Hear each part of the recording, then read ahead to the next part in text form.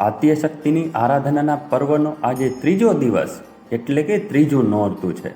નવરાત્રિના ત્રીજા દિવસે માં ચંદ્રઘંટાની પૂજા અર્ચના કરવામાં આવે છે.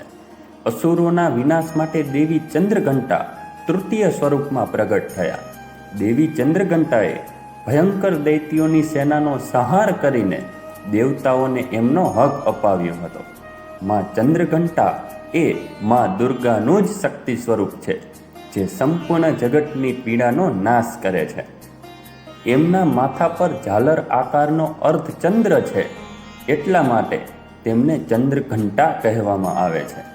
તેમની 10 ભુજાઓ છે અને 10 ભુજાઓમાં અસ્ત્ર શસ્ત્ર છે. દેવીના હાથોમાં કમળ, ધનુષબાણ, કમંડળ, તલવાર, ત્રિશૂલ અને ગદા જેવા અસ્ત્ર ધારણ કરેલ છે. એમના કંઠમાં સફેદ પુષ્પની માળા અને રત્નજડિત મુગટ શીર્ષ પર વિદ્યમાન છે. દેવી ચંદ્રઘંટા ભક્તોને અભય વરદાન આપનારા અને પરમ કલ્યાણકારી છે. તેમના એક હાથ જ્ઞાન મુદ્રામાં અને એક હાથ આશીર્વાદ આપતો દેખાય છે. એમની પૂજા કરવાથી વીરતા અને નિર્ભયતાની સાથે જ સૌભાગ્ય અને વિનમ્રતાનો વિકાસ થાય છે.